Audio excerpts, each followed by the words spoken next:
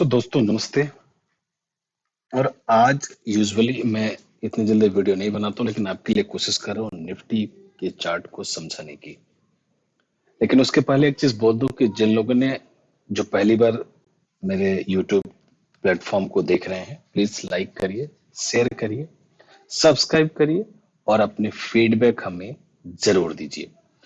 आज उल्टा करूंगा। पहले तो सबसे पहले आज हम बात करेंगे निफ्टी की, कल क्या कंडीशन है, कल क्या हो सकता है।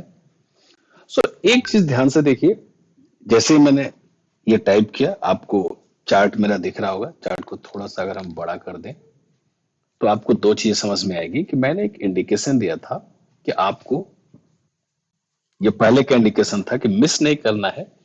जब निफ्टी एक बार 16,750 के बाई जोन में आए।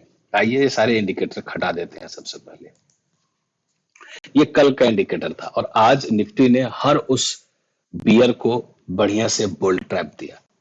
तो अब लास्ट मिनट में जिस तरीके से निफ्टी के चार्ट ने एक बाइंग दिखाई है, ये कहीं ना कहीं अब ये संकेत दे रहा है कि निफ्टी यहां से आगे जाने के लिए तैयार है। कल आपको क्या करना चाहिए, क्योंकि आज की जो क्लोजिंग हुई है वो 16,900 के ऊपर हुई है, जो आज के मॉर्निंग के हाई के ऊपर है। यूजुअली जब भी कभी इस तरह की क्लोजिंग होती है तो नेक्स्ट डे एक बुलिश पैटर्न बनता है। कल के लिए आपको क्या करना है, कल आपको दो तीन बातों का ध्यान रखना होगा। पहले कि आप एक्सपेक्ट करिए, या मैं भी एक्सपेक्ट कर रहा हूं कि निफ्टी कल एक कम से कम 50 पॉइंट का gap up they. Please note, I need only 50 points gap up, क्योंकि जैसे ही 50 पॉइंट का गैप अप मिलेगा निफ्टी एक बहुत ही बड़े लेवल को क्रॉस करेगा। ये हम इस पुराने चार्ट से देखेंगे और यहाँ पे मैंने इसको आपको दिखाने की कोशिश की है। ये देखिए, वो जो बड़ा पॉइंट है गैप अप का, वो कुछ इस प्रकार से होगा कि जैसे ही 17,000 का लेवल क्रॉस होगा, अगर आप ध्यान से देखोगे तो 17,035 से लेकर के एंड यहाँ पे लगभग 16,800 के बीच में एक गैप एरिया क्रिएट हुआ था और ये गैप एरिया निफ्टी कल फुलफिल कर सकता है। तो पहले what is the probability? Probability ये होनी चाहिए कि आपको कल थोड़ा इंतजार करना चाहिए और कल आप बाई ऑन डिप्स की रणनीति अपनाएंगे। लेकिन किसी भी प्रकार से, मैं फिर से रिपीट कर रहा हूं, इन एनी कंडीशन अगर निफ्टी कल एक बार फिर से 16,900 के नीचे जाता है, then it is going to be very difficult to again ride up above 17,000। यानी 17,000 के ऊपर अगर निफ्टी को जाना है तो कल फर्स्ट हाफ में ही निफ्टी को एक बार 17,000 के ऊपर का लेवल क्रॉस हो जाए। अच्छा, हो सकता है निफ्टी एक बार 17,050 के आसपास जाए और अगर वहां से प्रॉफिट बुकिंग आती है तो फिर आप बाई ऑन डिप्स की रणनीति अपनाइएगा। सेकंड प्रोबेबिलिटी, अगर निफ्टी आज की तरफ फिर से 100-150 पॉइंट का गैप अप मिले। देखिए, अगर 100 पॉइंट का गैप अप मिलता है, यानी 100 से 150 पॉइंट की गैप अप मिलती है 150, then it is another buying opportunity towards the Nifty 17,200। क्यों ऐसा है उसको जरा समझिए, और उसको समझने के लिए मैं आपको लाइव लेके चलूंगा ऑप्शन डाटा के चेन पे। सुबह 16,900 पे कॉल राइटर्स काफी मजबूती से खड़े थे, लेकिन ये मजबूती दिन में लगभग 240 के आसपास फिसल होने लगी, अर्थात ट्रेंड यहां से चेंज हुआ और 16,900 पे एक टाइम पर लगभग 70 लाख के कॉल राइटर्स थे, जो पूरे के पूरे आज की डेट में अगर देखोगे तो अनवाइंड हो गए। लगभग 5 या 6 लाख ही बचे हुए जो ओवरनाइट है। तो जो कॉल राइटर है वो सोएगा नहीं। कल सुबह फर्स्ट हाफ में जैसे निफ्टी के 50 पॉइंट का गैप अप मिलता है क्रॉस कर जाएगा। अभी जब जिस समय मैं आपसे बात कर रहा हूं 17,000 पे एक छोटा सा रेजिस्टेंस है, लगभग 54 लाख का ओपन इंटरेस्ट है। हालांकि आज जितने भी नए ओपन इंटरेस्ट खड़े थे 17,000 पे कॉल राइटर्स, उन्होंने अपनी पोजीशन अनवाइंड कर ली है और ये अनवाइंड करना बताता है कि कल एक अगेन हम तगड़ा गैप अप देख सकते हैं। तो ये तो हो गया निफ्टी की बातें। आइए बैंक निफ्टी में क्या करना चाहिए। देखिए, बैंक निफ्टी जिस तरीके का पैटर्न दिखा रहा है, लीड इसने भले लिया है, लेकिन इतना लीड लेने के बावजूद भी बैंक निफ्टी में अभी भी स्ट्रीम लेफ्ट है। क्यों लेफ्ट है? क्योंकि मैं एक्सपेक्ट कर रहा हूं, यहां से पीछे लेके चलूंगा आपको। अब 35,800 के बाद हर 100-200 पॉइंट पे आपको एक छोटा सा स्पेस मिलेगा, और मुझे जो चार्ट पे मैं देख पा रहा हूं, अब यहां से यानी 35,800 के बाद 36,200 के बीच में कोई स्पेस बचता ही नहीं है। कैसे? पुराना चार्ट दिखाऊंगा आपको यहां से। ये देखिए बैंक निफ्टी, और बैंक निफ्टी के इस चार्ट में आपको ये सारी चीजें क्लियर हो जाएगी। यानी यहां पे हम 15 मिनट के चार्ट को खोल के रखें, तब आपको चीजें क्लियर समझ में आ जाएंगी कि क्यों मैं बोल रहा हूं कि 35,800, ये देखिए ये जो लेवल है 35,800, इसके बाद से बैंक निफ्टी में सीधा 36,000 तक कोई रेजिस्टेंस नहीं है।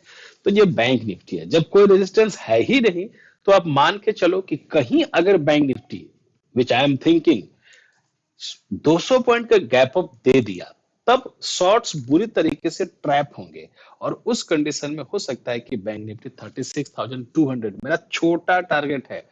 हो सकता है कल के कल ही बैंक निफ्टी एक बार फिर से 36,400 या 36,500 की तरफ जाए। क्यों ऐसा बोल रहा हूं? क्योंकि मुझे अभी थोड़ा सा एक्सेप्टेशन बढ़ गया है, और उसका एक कंपोनेंट यानी आईसीआईसी बैंक, आज हमने अपने चार्ट में भी दिया था। आईसीआईसी बैंक ने यहां से अब एक धीरे धीरे ट्रेंड चेंज हो रहा है। अगर आप देखोगे तो लगातार आईसीआईसी बैंक लेगार्ड था, और अब जाकर के आईसीआईसी बैंक एक सपोर्ट ले रहा है, और ये सपोर्ट जो कंटिन्यूअस इस तरह से बना हुआ था, ये सपोर्ट अब आगे की तरफ बढ़ रहा है। और जैसे ही ये लेवल क्रॉस होगा, यानी कल अगर आईसीआईसी बैंक 5 या 10 रुपए ऊपर खुल जाता है किसी भी तरीके से, इवन 715 का लेवल अगर ओपनिंग कल हमें मिले, 712 की ओपनिंग मिले, तो मैं एक्सपेक्ट कर रहा हूं आईसीआईसी बैंक में एक तगड़ा मूवमेंट की। दूसरा जो बैंकिंग काउंटर है जिस पर आपको ध्यान कल जरूर रखना चाहिए, एचडीएफसी बैंक, क्योंकि यही वो दोनों कंपोनेंट्स हैं जो बैंक निफ्टी को आगे की तरफ लेके जाएंगे। 1448, ये ध्यान दीजिए, यहां एक छोटा सा रेजिस्टेंस है। जैसे ही 1450 का लेवल ब्रेक होगा, इसमें आपको बहुत तेज रनअप यहां पे दिख सकता है। ऑलरेडी बैंकिंग कंपोनेंट्स में देखोगे इंडस बैंक अच्छा परफॉर्म कर रहा है, आप यहाँ पे बिल्कुल खेल सकते हो।